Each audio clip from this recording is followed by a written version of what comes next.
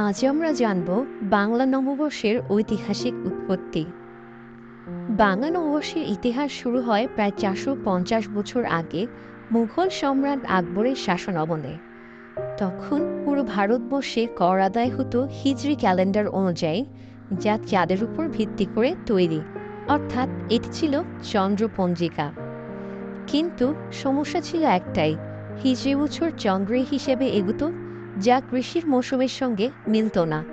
ফসল ওঠার আগেই কর আদায়ের সময় চলে আসতো।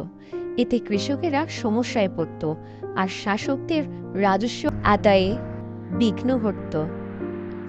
এই সমস্যার সমাধানে সম্রাট আকবর একদল জ্যোতির্বিদ ও পণ্ডিতদের নিয়ে পরিকল্পনা করেন।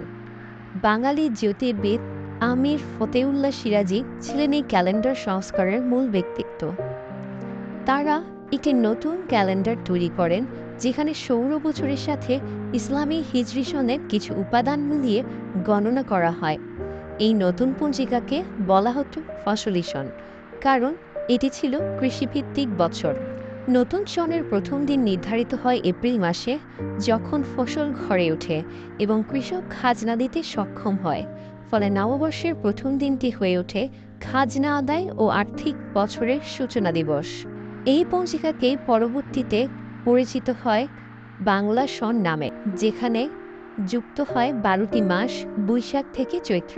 সময়ের সাথে সাথে এই সন বাঙালির সামাজিক ও সাংস্কৃতিক জীবনের অঙ্গ হয়ে ওঠে।